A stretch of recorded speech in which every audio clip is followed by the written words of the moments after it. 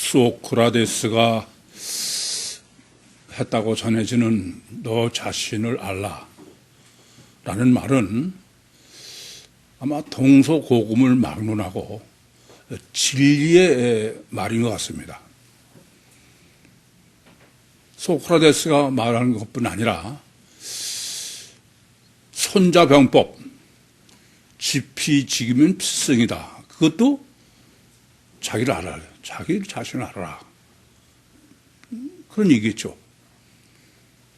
예수님께서도 마태복음 7장 1절부터 5절에 너희는 네 눈에 있는 들보는 깨닫지 못하면서 왜 남의 눈에 있는 티끌은 가지고 그러느냐. 이것도 너 자신을 알라 라는 말씀입니다. 그런데 이와 같이 참 놀라운 진리의 말씀, 이것의 실제에 대해서는 생각들을 안 하는 것 같아요. 말씀이 너무 멋있고 그런 속에 그냥 관념에 머물러 있는 거야. 여러분 여쭤볼게. 내 자신을 알라. 실제는 어떤 거예요? 그건 실제는 생각하지 않고 그냥 그런 말만 자꾸 인용해. 그러면 설교에도 그렇고 다를 때도 그러면 상대방들은 감동 먹는 거야. 근데 실제는 전혀 생각도 안 하는 거예요. 제가 이 목회를 하면서 저는 항상 고민이 이게 실제냐. 아니 실제가 아닌 것에 목을 메고 산다는 게 그게 얼마나 한심한 얘기예요. 그래서 늘 그걸 고민하고 저는 말씀을 정립하고 전하려고 그런 생각을 늘 하고 있습니다. 사실 너 자신을 알라의 실제는 최소한도 인간이 육체 우선의 이중체다. 그런 전제라만 성립하는 거야.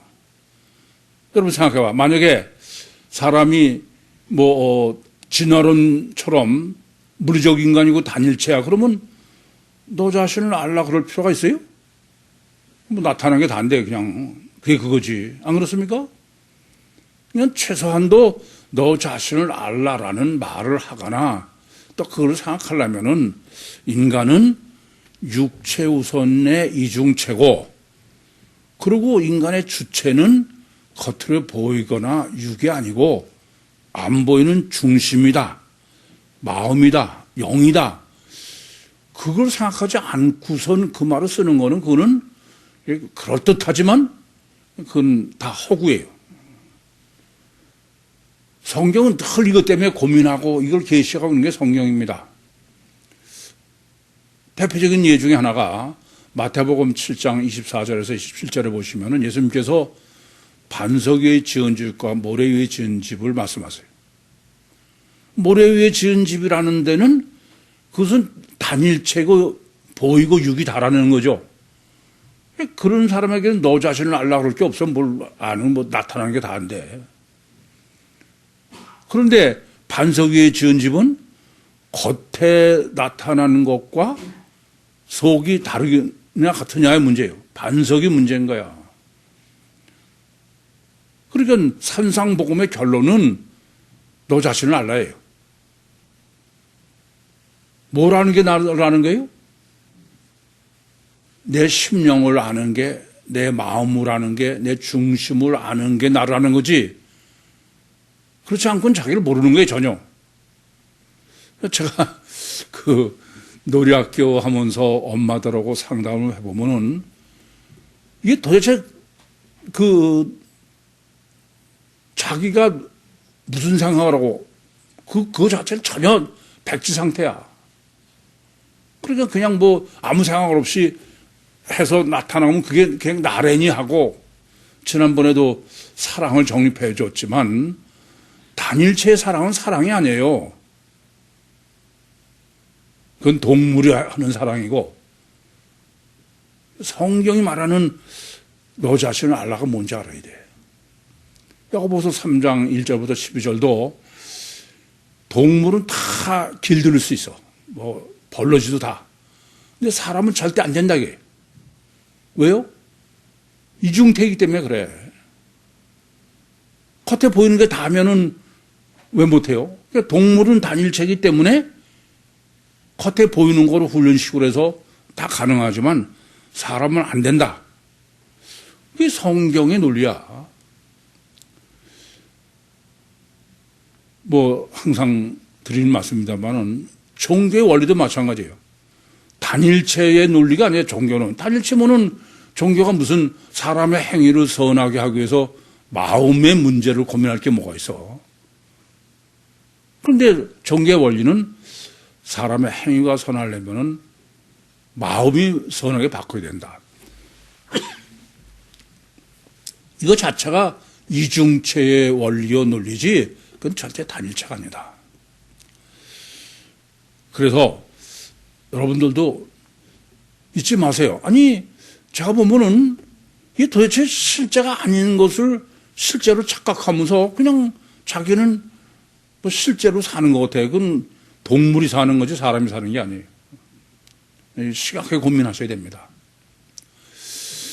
오늘 본문은 여러분이 지금 번역본을 보셔가지고서는 본문은 해석이 전혀 불가능해요. 그래서 먼저 그 본문을 이제 쓰인 대로 여러분에게 정리를 해드리려니까 그냥 진행하면 뭐 여러분들이 도대체 무슨 말인지 잘 모르실 것 같아요. 그래서 미리 먼저 목적을 말씀 딱 드려놓고 전체를 말씀드려놓고 그러고선 그것을 하나씩 증거해가는 그렇게 진행하도록 하겠습니다. 우선 모든 항상 드리는 말씀대로 성경을 해석하는 데는 강조법을 생각하지 않으면 성경 해석은 전혀 불가능하다.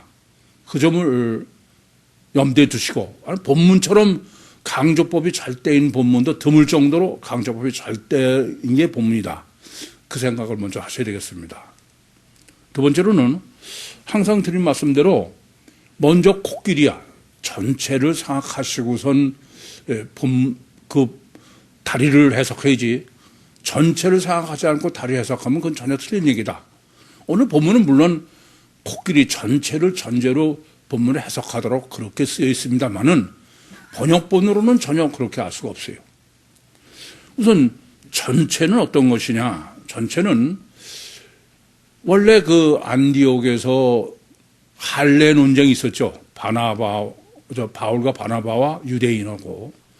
그래서 그 할례의 신학을 확정하기 위해서 바울과 바나바가 예루살렘으로 온 거죠. 그래서 예루살렘에 와가지고선 그 사도행전 15장 1절부터 21절까지 그 할례 신학을 무할례 신학으로 정립한 거예요. 그래서 그 베드로가 무할례자가 성령으로 거듭난 얘기, 그리고 그 야고보가 그 왜 예루살렘 교회의 대표냐 이렇게 해서 그 예루살렘에서의 할례 신학을 정립한 것이 우선 1절부터 22절입니다. 그리고 1절부터 21절이고 22절에서 우리가 지난번에 정립한 29절 그것을 다시 재탕한 거예요. 어쨌든 그래가지고 편지를 지금 그 예루살렘 안디옥에 보낸 겁니다. 그럼 우리는 첫째 이제 어려운 거는 여러분 여쭤볼게요. 지금 그 편지는 어떤 거냐면은 예루살렘에서 할례 신학을 정립해 가지고 그 결과를 그것이 목적 아니에요. 할례 신학 때문에 그 바울과 바나바가 왔는데 그 이제 안디옥으로 돌아가니까는 편지를 써서 보낸 거예요. 그렇죠? 그래 안 그래요? 그러니까 예루살렘에서 정립한 할례 신학의 결과를 지금 바울과 바나바의 목적을 달성한 거죠. 그래서 편지를 받아가지고 안디옥으로 갔다. 지금 본문은 그래서 안디옥 도착한 다음 얘기입니다. 그렇죠? 그러면 첫째 문제가 되는 거는 그러면 예루살렘에서 정립한 그 할례 신학의 결과와 안디옥에 보낸 편지의 편지를 통보하지 않았습니까? 그 둘은 같아야 돼요? 달라도 괜찮아요? 그럼 반드시 같아야죠. 그 다르면은, 그 뭐하라 예루살렘에서 할례 신학을 해서 허나만 하지. 그런데 이게 심각한 거야. 제가 성경 해석할 때 가장 강조법 중에 중요하고 어려운 게 모순 강조법이라 했어요. 창세기 2장 18절도 모순요, 창세기 17장 9절에서 14절 할례도 모순이다. 그런데 본문은 아주 모순 중에도 뭐 그렇게 우리가 생각하고 봐야 모순을 알 수 있는 게 아니야. 우선 첫 번째는 본문의 문제, 중요하고 핵심은 예루살렘에서 정립한 것과 그 결과를 통보한 안디옥의 편지가 같지 않은 거예요. 다른 거예요. 이거를 여러분들이 볼 수 없으면은 본문 해석은 아예 불가능해. 그러니까 이거 보통 강조법이 아니죠. 이해되십니까? 그래서 첫 번째는 이렇게 예루살렘에서 정립한 것과 예루살렘에서 안디옥에 통보한 그 바울과 바나바의 목적을 달성하고 간 것에 대한 편지는 다르다 이게요. 그걸 이제 앞으로 정립해 먼저 이렇지 않으면 그 다른 것 자체를 여러분이 확실하게 정립하기 어려워. 두 번째는 또 강조법이에요. 이래요. 그 바울과 바나바가 안디옥에서 예루살렘에 올 때 지금 이 신학 문제 때문에 온 거예요. 그런데 바울과 바나바 둘이 온 게 아닙니다. 어떻게 했어요? 다른 형제들도 같이 왔어요. 그렇죠? 그러면 지금 예루살렘에서 이렇게 할례 신학을 정립하고 돌아갔을 때 그럼 바울과 바나바만 갔겠어요? 그 사람들도 같이 갔죠. 물론 본문엔 기록하지 않습니다. 두 번째는 그런데 바울과 바나바가 지금 안디옥에 가는데 예루살렘에서 또 유다와 실라가 또 같이 가는 거야. 자, 그러면 어떤 의미입니까? 두 사람뿐이 아니라 그 안디옥의 다른 사람, 또 예루살렘에서 두 사람만 회복을 가지고 가는 게 아니라 아예 예루살렘 사람 둘도 같이 가. 그러면 여쭤볼게요. 편지가 필요해요? 필요 없어요? 이 점이 대단히 중요해. 편지는 전혀 필요 없는 거야. 안 그래요? 무슨 말이냐면은 왜 그렇게 설정하셨냐. 바울과 바나바와 다른 사람이 같이 왔다가 갈 때는 또 거기다가 유다와 실라까지 얹혀가지고 그 말은 편지는 전혀 필요 없다고 합니다. 그런데 편지를 보낸 거야. 이게 중요한 거예요. 왜 그랬을까요? 네? 이 점을 아셔야 돼. 본문의 목적은 서신서 신학을 정립하는 거예요.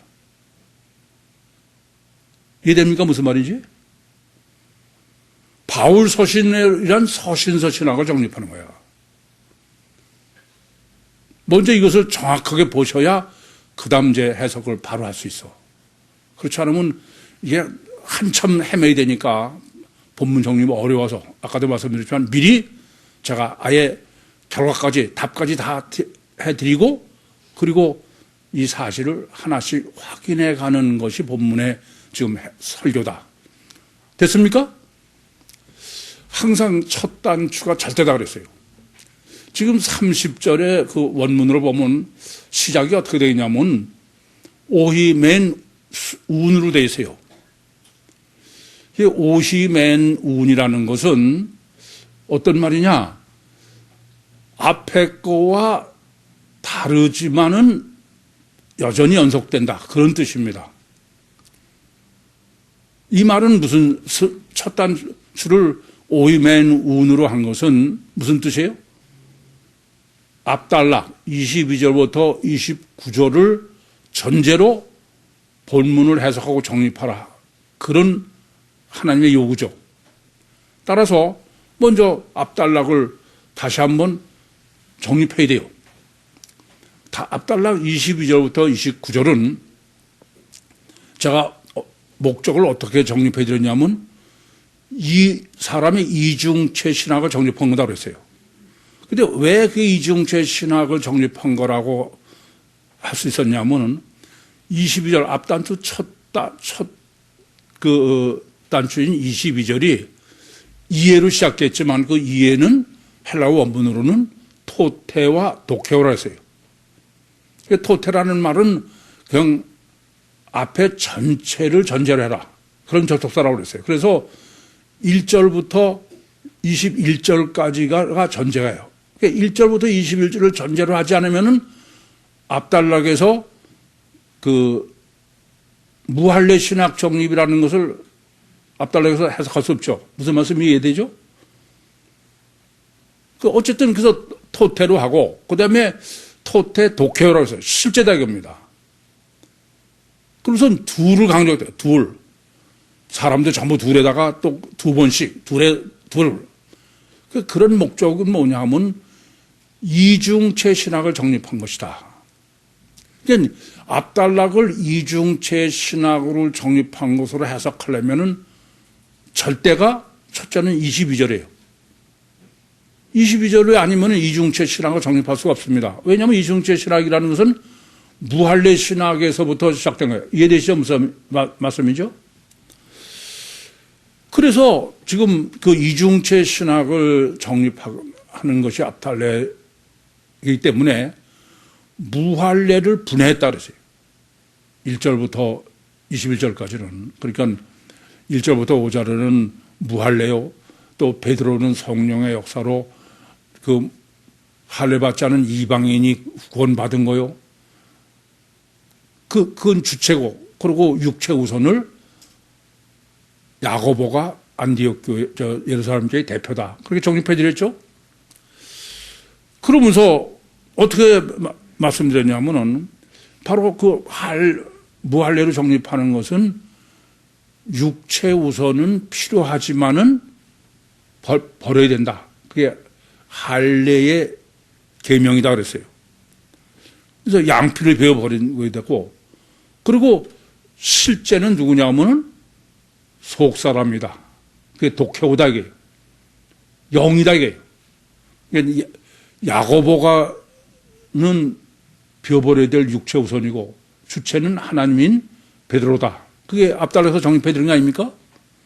근데 왜 이게 이렇게 중요하냐? 그게 또 앞단락입니다. 그거는 22절은 창세기 2장 7절의 이중체의 실제, 25절은 성육신하신 신인 메시아의 이중체, 28절은 성령과 우리는 뭐예요? 교회의 이중체. 이게 실제. 그러니까 왜 이렇게 지금 앞단락에서 이중체 신학을 무할례 신학으로 해서 정립한 게 절대로 중요하냐면 이건 성령 전체가 절대 요소다. 그렇게 정립해 드렸죠. 그게 지금 본문에서 오히, 맨, 운 이렇게 시작된 실제를 지금 제가 먼저 앞과 다른데 앞을 먼저 정립해 드린 겁니다. 이제 그리고 실제적으로 본문 30절을 정립해야 돼. 여전히 30절이 절대의 문제죠. 그런데 우리말 번역으로는 지금 여러분이 보시면은 저희로 시작되죠. 첫 번 시작이. 근데 이 저희로 번역된 게 잘못된 겁니다. 목적, 실제 먼저 말씀드리면 이건 저희가 아니고 편지예요. 편지를 저희로 잘못한 거예요.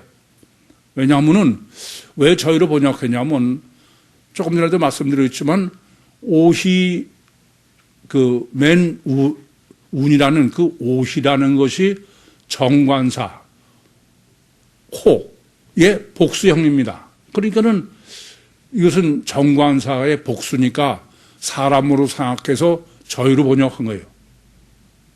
이거는 본문이 지금 말할 얘기 뭔지 전혀 모르는 사람이에요.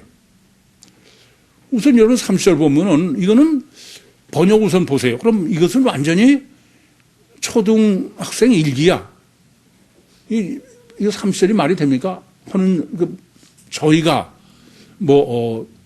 작별하고, 아니 작별을 해야 예루살렘에서 갈 수 있습니까? 아니 성경에 이런 거 써? 갔으면 다 작별한 거지. 또 예루살렘에 내려가서 무리를 모은 후에 편지를 전했다. 아니 무리 그게 뭐가 중요해? 무리 모으지 않고 편지 전했으면 그건 아닌 거예요? 아주 웃겨. 내가 보면 얼마나 다 이렇게밖에 번역을 못할까 그래요. 그리고 편지를 전했다는 거야. 자, 한심한 얘기죠. 그래서 조금 전에도 말씀드렸지만 제일 중요한 건 뭐가 잘못된 거냐면은 지금 오히 맨 운입니다. 그 오히는 정광사의 복수지만 오히 맨은 둘이 합해서 앞에 여러 가지 요소들과는 다르다는 거예요.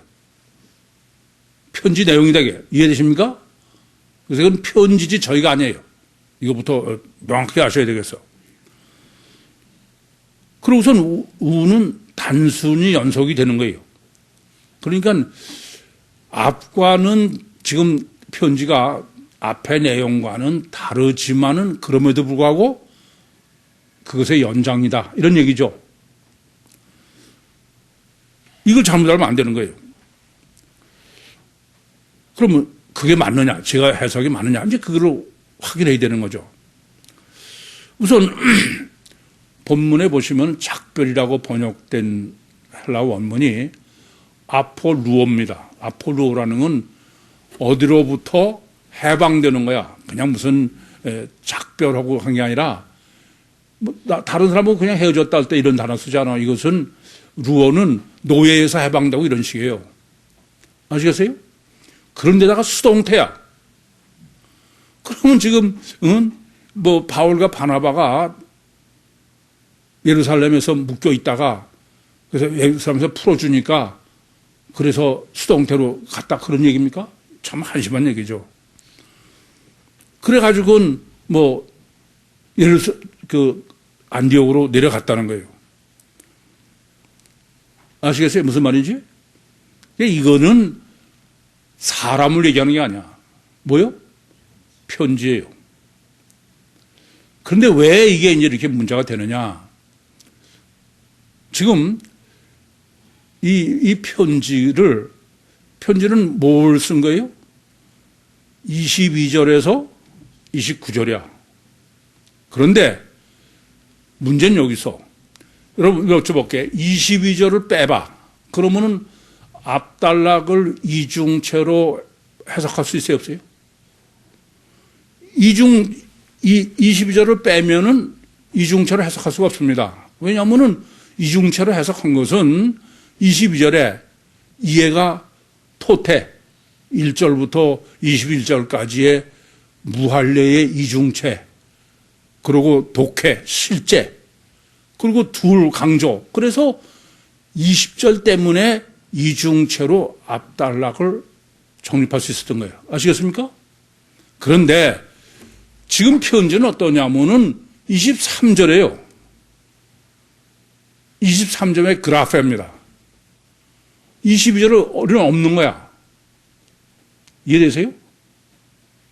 그러니까 예루살렘 신학은 22절에서 29절이에요. 이중체의 이중 본능이다 그래요. 그런데 20절을 빼면 어떻게 돼?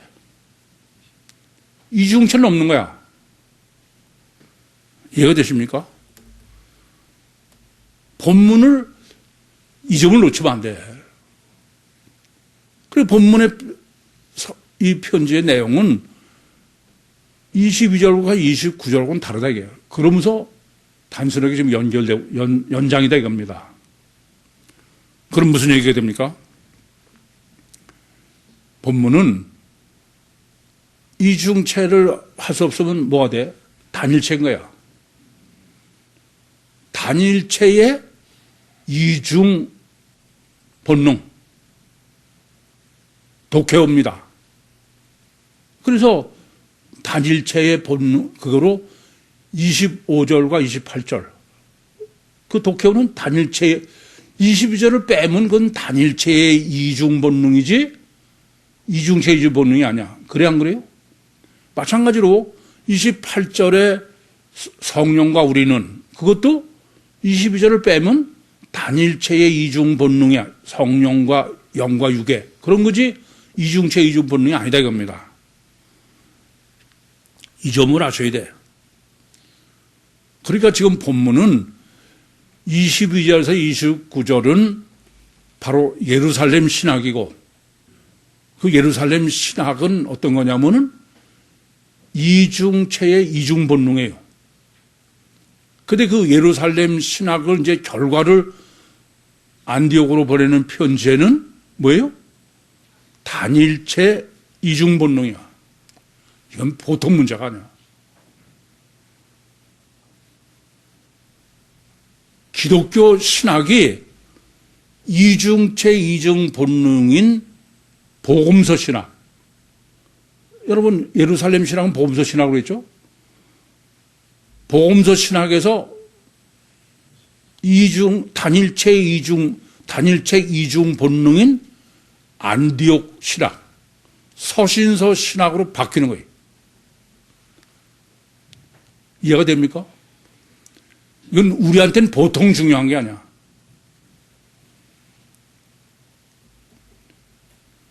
이 점을 깊이 하셔야 됩니다.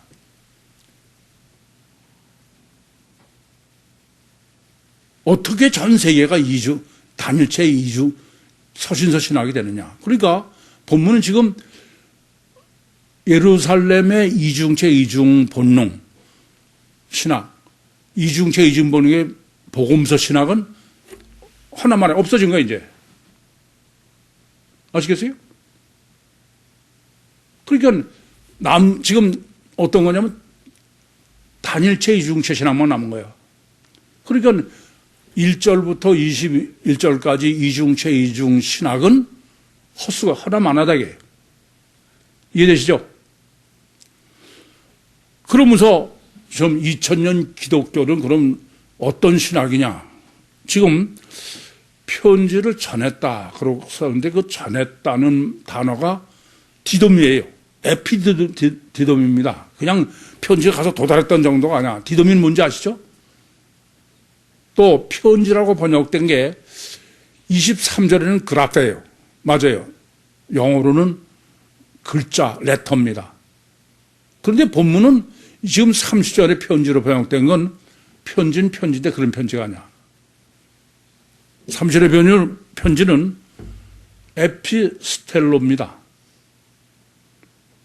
이 에피스텔로라는 거는 어떤 거냐면은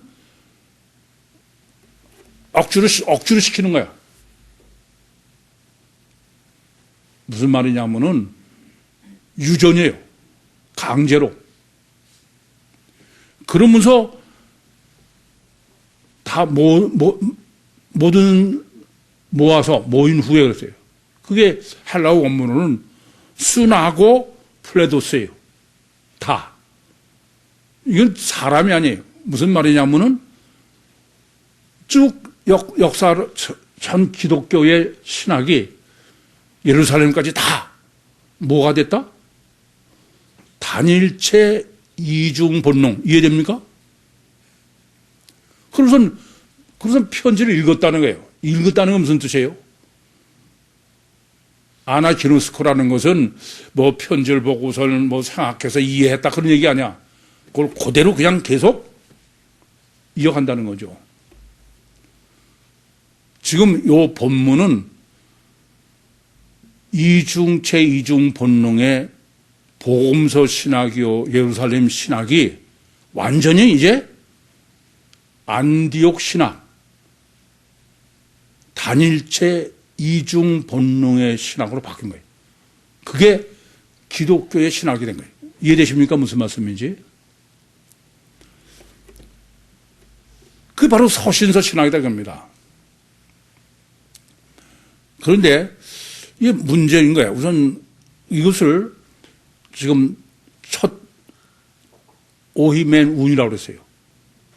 이걸 보통 강조하는 게 아닙니다. 그러면 이제 제가 고민하는 거는 그 맨 처음부터 단일체 이중 본능으로 하시지, 왜 이중체 이중 본능으로 해서 단일체 이중 본능으로 바꿨냐 이게. 왜냐하면 이중체 이중 본능은 지금 앞에 보시는 대로 곱하기 둘에다가 뭐 실제 다 그랬던 것이 전혀 없어졌어 이제. 왜냐하면 모든 신학이 다 단체 이중체 이중 본능이면은 1절부터 21절까지 한 거는 다 없어진 거 아니에요. 그런데 하나님은 이것을 먼저 이렇게 정립해가지고 단일체 이중 본능으로 선서신학으로 바뀌게 하신 거예요. 다르게 말씀드리면 복음서 신학이요 예루살렘 신학으로 정립을 하신 다음에 그걸 또 서신서 신학이요 안대학 신학으로 바뀐 거야. 그건 도로 증발하고 없어져 버리고. 그래서 이제 제일 첫 번째 이런 점을 우리가 하나님의 설계를 올바로 이해하려면은 우선 본문의 의도는 단일체 이중 본능의 신학을 정립하라. 단일체 이중 본능. 서신서 신학에는 절대죠. 이해됩니까? 그러려면 뭘 해야 되냐면 단일체 이중 본능이 우리 보면 단일체예요. 그렇죠? 아담 후손은 보면 다 단일체 아닙니까? 근데 이중 본능이 실제냐? 그게 문제가 돼. 독해요가. 앞단락에서도. 그러니까 앞단락에는 22절만 빠진 23절부터 29절이니까. 그래서 여기까지 이제 정립을 하셔야 유다와 신라를 어떻게 설정하셨는지를 바로 볼 수 있습니다. 결론부터 말씀드리면 유다와 신라는 단일체 이중 본능 중에 육적 본능의 실제를 지금 이 유다와 신라로 계시하시는 거예요. 그렇게 이제 먼저 그렇게 보시면은 본문이 이해하기 쉬워. 32절과 33절에 마치 22절부터 29절에 이중체 이중 본능을 정립하면서도 맨 나중에 29절에 뭐 목매어 주인거 하지 말라 이러고 쭉 했죠. 그건 뭐예요? 우설에 얼마나 강력하냐. 육본능 때문에 그래. 그래서 먼저 본문도 유다와 신라로 육적 본능을 정립해 준 겁니다. 그렇게 보시면은 저 사람들이 이제 선지자다. 그래서 여러 말을 전했다. 그럼 선지자는 뭐로 해석해야 돼?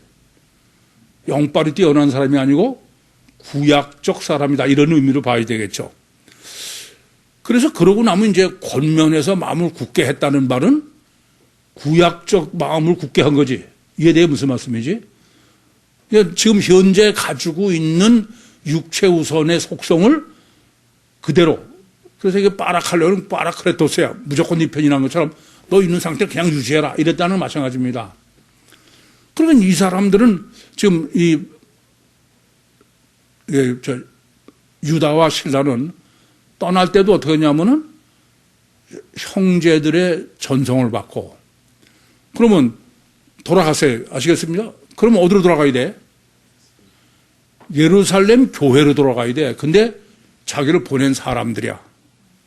그러니까 유다와 신라는 육적 속성, 인본적, 인간관계가 절대인 사람. 이해돼요? 육적 속성. 이해되십니까? 그래서 지금 단일체 이중 본능의 육적인 본능의 실제를 유다와 신라로. 인간관계가 절대지 하나님관계가 절대가 아니다 이거죠. 그럼 이제 35절은 바울과 바나바의 설정입니다. 바울과 바나바가 그러면 어떤 설정이에요? 단일체 이중 본능 중에 뭐예요? 영적 본능의 독해요. 실제야. 아시겠죠? 이게 영적 본능이 실체가 아니면 뭐 하나만 해요. 관념이 되는 거죠. 그래서 지금 바울과 바나바는 그냥 하는 게 아니라 우선 안디옥 교회에 머물러 있어요. 유합니다. 그 말은 이후에 신학은 뭐다? 바알과 바나의 서신서 신학이야. 또 여러 사람들이야. 여러 사람들은 다 누구예요? 다 이방인입니다. 그렇죠? 이방인 목회자들이나 그런 사람들이야.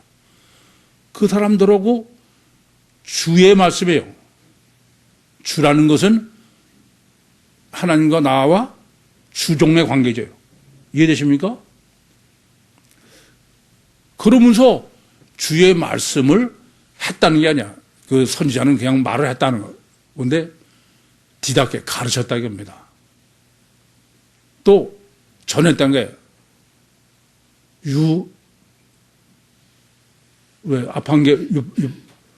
유앙겔리오예요. 그러니까 무슨 말씀이냐면은 이후에는 예루살렘이 아니라 안디옥인데, 그런데 전해지는 것은 지금 바울과 바나바에서 전해지는 것은 바로 육적 본능으로 전해진다. 이제 그래야 이 서신서 신학을 올바로 정립할 수 있는 거예요.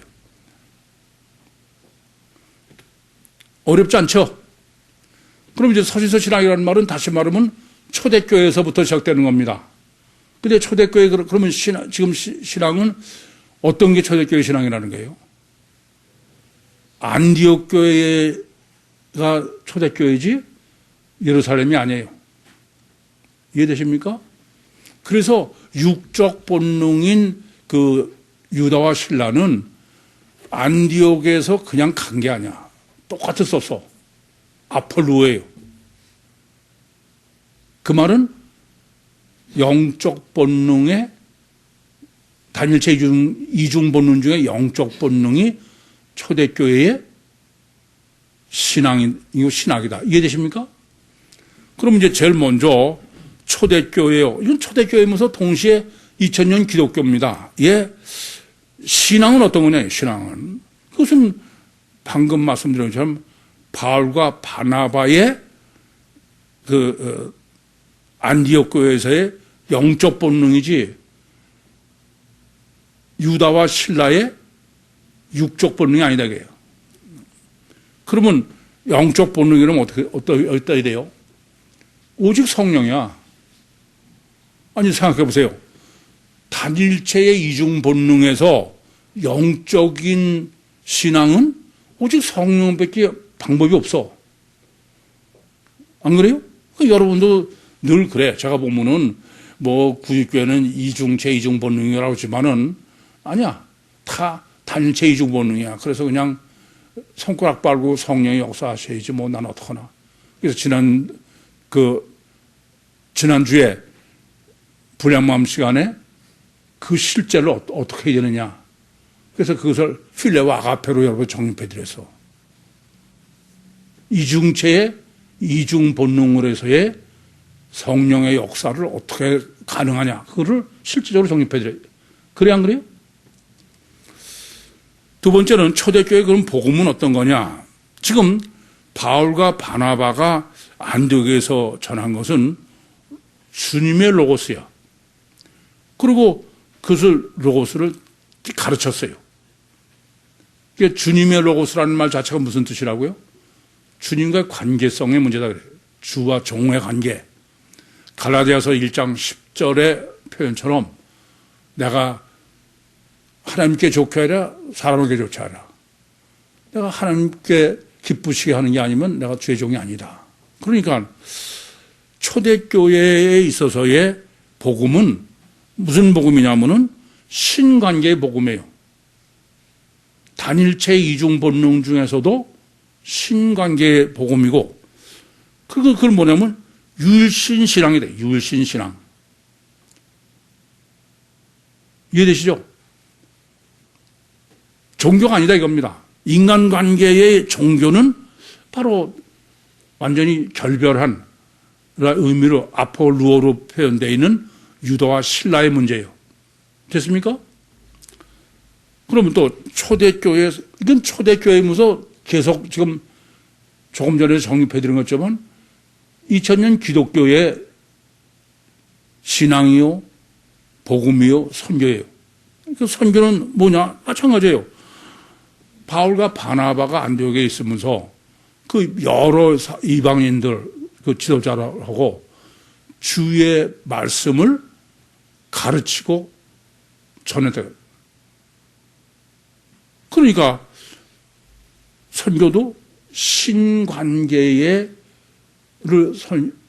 선교의 대상이 하는 거고 또 율신 신앙을 전하는 거죠. 이것이 왜 이렇게 중요하냐면은 예수 피로 제사함 받고 제자 훈련에서 청구하고 그런 거는 전혀 초대교회 시작은 그건 없었어. 그 복음도 없고 신학도 없고 선교도 없고 이해돼요? 다만 단일체의 이중 본능으로서 그럼 이제 문제가 되는 겁니다. 왜 하나님께서는 왜 이렇게 단일체 이중 본능으로 이어지게 했을까? 이제 이게 심각한 문제죠. 이중체 이중 본능을 해야 실제인데 아까 제가 그 너 자신을 알라도 바로 이중체 이중 본능이 아니면 실제 아니다 그렇게 서론이 시작되는데 그럼 우선 이 초대교회요 또 서신서 신학에서 구원은 어떻게 구원받을까요? 성령 침례만이 구원 아닙니까? 그건 어떻게 돼요? 어떨 거 없어. 그냥 황소 뒷걸음질하다 참새 밟는 거 외에는. 이해됩니까? 무슨 말인지? 극단적으로는 신학이 없는 거예요. 다시 말씀드리면 하나님께서 이렇게 예루살렘 신학이요 보험서 신학을 없애버리시고 단일체 이중 본능의 서서 신학만 남게 하신 하나님의 목적은 왜냐? 바로 오직 성령은 첫째 신약 성경 기록해야 돼서래. 유대인들이 왜 철저하게 율법적이어야 돼요? 저희들이 고치거나 그러면 안 돼. 그러니까 오직 성령이어야 돼. 그런 거지 자기들이 이해하고 그건 안 되는 겁니다. 또 신약 성경을 전하는 건 또 마찬가지야. 완전히 율법적으로 꼼짝 못해 그렇게 전해야 돼. 그래야 되는 거지 무슨 자기들이 성경을 전한다고 그러면서 이거는 아까 말씀드렸지만 이게 말이 안 되는데 모순이잖아. 이중체로 하고서는 편지를 했다. 그리고 고치면 안 된다. 걔야. 그래서 하나님은 이중체의 이중 본능의 본래 신학인데 그게 주님 오신 목적이에요. 복음서 신학이고 예루살렘 신학인데 그걸 아예 없애놓은 거야. 그리고 단일체의 이중 본능의 신학과 신학만 남게 해서 그것은 왜 그래요? 첫째는 신학 성경을 기록해야 돼. 계시 성령의 역사대로 또 성령의 주도에서 성경을 보존해 가야 된다 겁니다. 이제 그러면서 이제 궁극적인 문제가 생긴 거야. 저는 그럼 왜 하나님께서 처음부터 단일체의 이중 본능으로 시작하시면 될 걸 왜 이중체 이중 본능으로 했다가 본문에 오히맨운 다르지만 연속되는 이렇게 하셨냐 이게. 전 이게 심각한 문제야. 그래서 제일 먼저는 우선 서신서 신학 조금 전에도 말씀드렸지만 그러면 기독교를 이해해야 하는 거는 서신서 신학을 바로 정립해야죠. 여러분들은 이후에는 이제 서신서를 보시거나 보면 틀려져. 그전과 달리 지금 이제 서신서는 뭐가 다른지 아시잖아요. 정확하게. 이 정립이 굉장히 중요한 거예요. 그러니까 맨날 이중체 이중 본능으로 서신서를 보면 맞는 것 같고 틀리던 게 아니야. 이건 단일체 이중 본능이지 이중체 이중 본능이 전혀 아니다. 그렇게 아시면은. 그러면서 우선 하나님의 목적은 뭐냐면 이렇게 성경을 기록해 그대로 또 그걸 보존하는 데 목적이 있으셔요. 그것만이 아니에요. 지금 아까도 말씀드렸지만 이게 그 에피스텔로라고 그랬어요. 그건 유전이야. 그냥 그대로 맹신맹정하고 교리가 절대인 거예요. 그렇지 성경을 뭐 이해한다고 해석하고 바꾸고는 안 된다 겁니다. 그리고 권면인가 칼레고 굳게 했다는 건 그걸 아주 꼼짝 못하게. 그러면서 제가 아까 편지를 읽는다고 그랬어요. 문자적으로 그대로만 하는 게. 그게 성경을 기록하고 보존하는 데 목적이지만 또 하나는 뭐냐 하면은 그러면 이런 교회는 어떻게 되겠어요? 교회 암묵시대인 거야. 그게 천주교의 소명이야. 지난주에도 정립해 드렸죠. 그럼 왜 우선 그러셨냐? 이걸 아셔야 돼. 세상은 마귀가 지배하고 아무리 너희가 예수 믿고 사도들이고 제자들도 다 아담 후손이다 이거야. 이해되십니까? 그걸 깨닫게 하려고 그런 거야. 유대인처럼 내가 뭐 순혈주의고 그게 아니야. 그야말로 오호라 나는 공고한 사람이로다. 이 사망의 몸에서 누가 나를 건져내랴. 너 자신을 알아야 돼. 에? 이해되십니까? 그게 이제 서신서 신학, 이게 하나님의 목적이야. 그게 그 소명을 감당한 게 뭐예요? 천주교입니다. 암흑시대야. 그런데 하나님은 그게 최종 목적이 아니야. 단일체 이중 본능으로 한 게 최종 목적이 아니에요. 근데 왜 단일체 이중 본능을 해놨냐? 그러면 생각해 보세요. 영적 본능과 육적 본능이 한 몸에 있어. 그러면 갈등하고 모순되고 고민하고 그렇게 안 그렇겠어요? 이건 필연이 아니야. 전 참 답답한 게 하나님은 그렇지 않을 수 없게 해놓으신 거야. 근데 우리는 전부 한쪽을 마비시키는 거예요. 이걸 잊지 마셔야 돼. 늘 갈등하고 고민하고 생각하고 그게 분별하게 한 거예요. 제가 이것을 저는 확실히 믿기 때문에 놀이학교나 태교나 다 똑같이 적용해. 그럼 놀래야죠. 그냥 가만 놔두면 다 지들이 생각하고 고민하고 분별해. 그런데 잘났다고 단일체로 훈련을 시키는 거야. 그럼 다 마비돼 버려. 여러분 생각하면 말 잘 듣는 거 아니에요. 좀 그래서 뭐 북한에서 무슨 뭐 애들 체조시킨다거나 또 무슨 유치원은 이런 데서 재롱잔치 그냥 닭살려도 안 해요. 저들은 미쳤지 그냥. 이걸 잊지 마셔야 돼. 이성이 발달시키라고 그래요. 생각하고 고민하고 분별하게 허구와 실제, 관념과 실체, 그걸 분별하게 하려고. 그게 개신교의 사명이에요. 지난번에도 말씀드렸지만은 개신교는 어떻게 해서 생겼어요? 르네상스야. 인쇄술의 발달로 성경 다 찍어내고, 그래서 누구나 성경 보고 합리적이요, 이성적이요, 과학적 사고로 해. 그 단일체 이중 본능을 해놓으면은 그 모순 갈등 때문에 자연적으로 그건 르네상스에 도달할 수밖에 없는 거예요. 여러분들 그렇지 못하고 맹신하는 건 참 심각한 문제예요, 사실은. 여러분들은 뭐 구육교회 나오다 제가 보면은 지금도 그래. 여러분 이중체 이중 본능이 아니에요. 단일체 이중 본능이지. 그럼 왜 하나님께서는 이제 애초부터 이렇게 이중체 이중 본능, 단일체 이중 본능을 하지 않고 이중체 이중 본능을 했냐?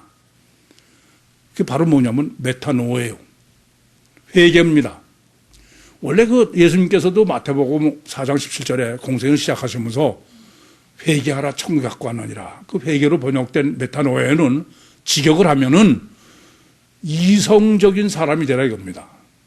노예는 이성적인 사고를 하는 거예요, 노예야. 메타는 함께예요. 맹신맹종에서 이성적인 사람이 되라. 이성적으로 생각하라. 이성적으로 분별하라 이겁니다. 그게 메타노예요.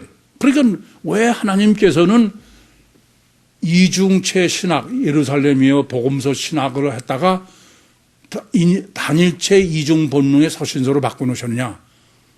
뭐라고요? 메타노예요. 되도록 하라. 이중체 이중 본능의 신학으로 되도록 하라 이게요. 그 창조의 법칙이요, 복음서의 법칙이에요. 복음서 신학으로 회복을 하라 이게요. 이해됩니까? 그 개신교의 소명입니다. 그걸 생각해 보시오.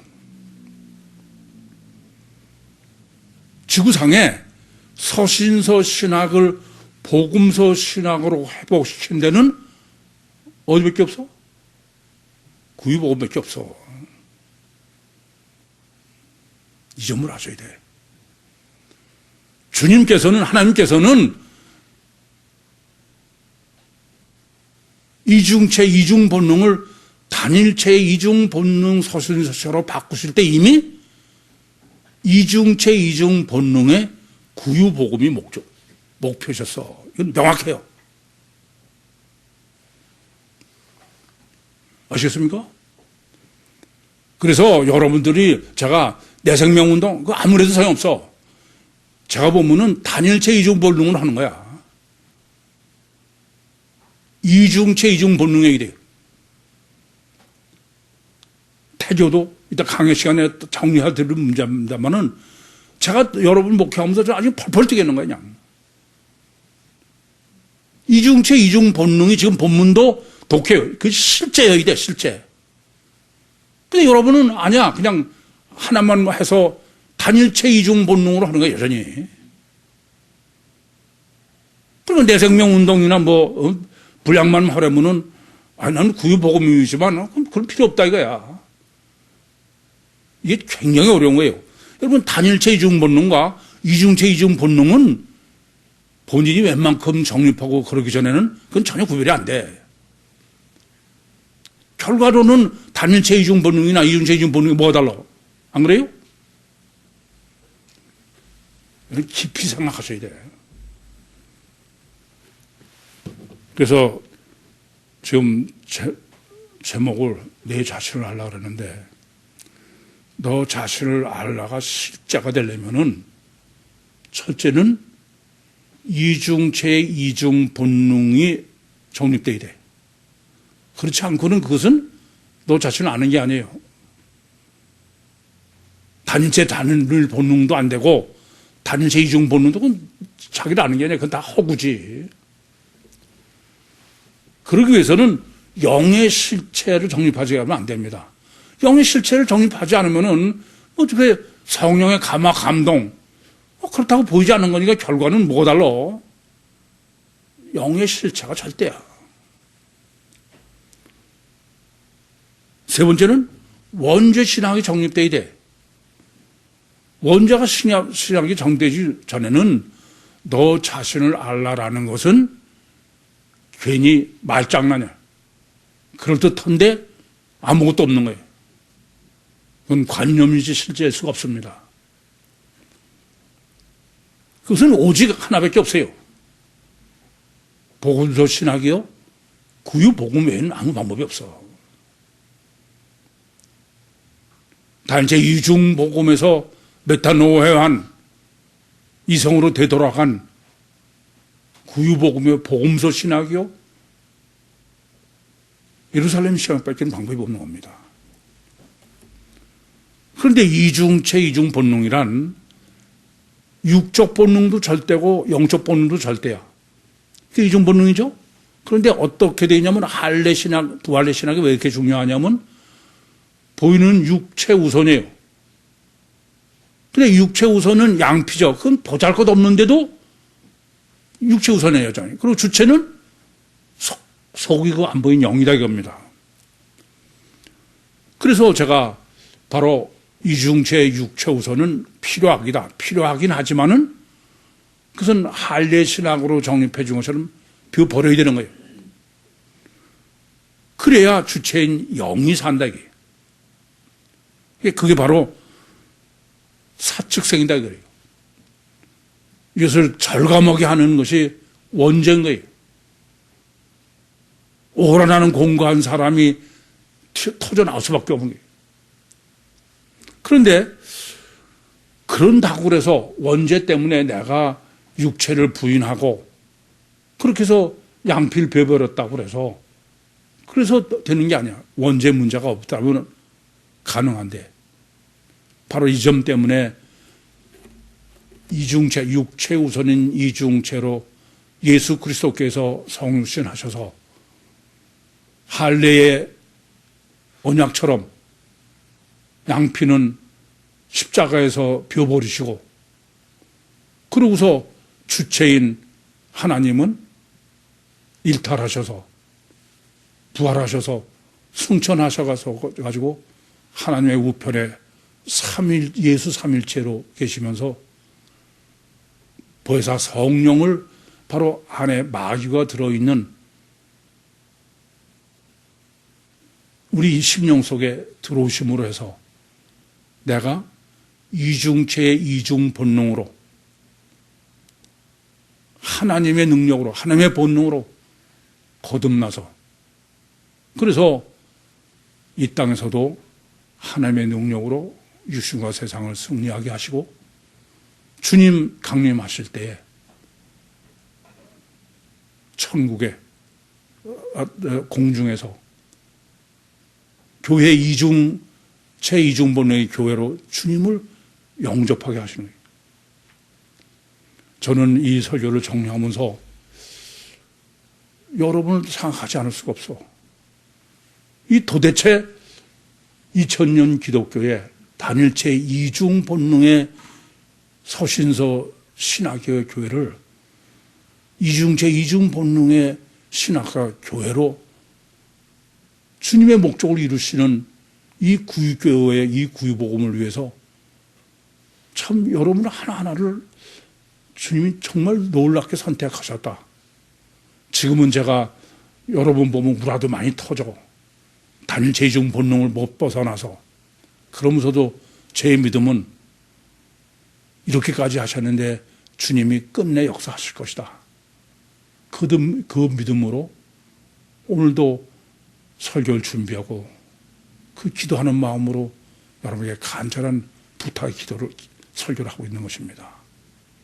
여러분 절대로 단일체 이중 본능에 관념해서는 안 돼요. 그건 영은 관념이에요. 이중체 이중 본능으로 영의 실체, 보혜사 성령을 실체로 영접하셔서 실제적인 교회가 되셔서 주님 오실 때 실제로 휴가하셔서 공중에서 주님을 영접하는 우리 모두가 되시기를 정말 간절히 소원합니다. 기도하시겠습니다. 살아계신 아버지 하나님, 너무 감사합니다. 여기까지 섭리하시고 역사하시고 정립해 주신 주님, 이제 마지막 주님이 택하신 귀한 주님의 자녀들을 한 사람도 나고 자가 없이 휴거의 구원을 위해서 오늘도 말씀하시고 역사하심을 믿습니다. 주님의 전능하심과 그 놀라우신 사랑으로 끝내 한 사람도 나고 자가 없이 주님의 소원을 이루어드리는 종말 때 선택함을 받은 구유 모든 식구들이 되게 해 주시옵소서. 정말 예수님의 이름으로 간절히 기도합니다. 아멘.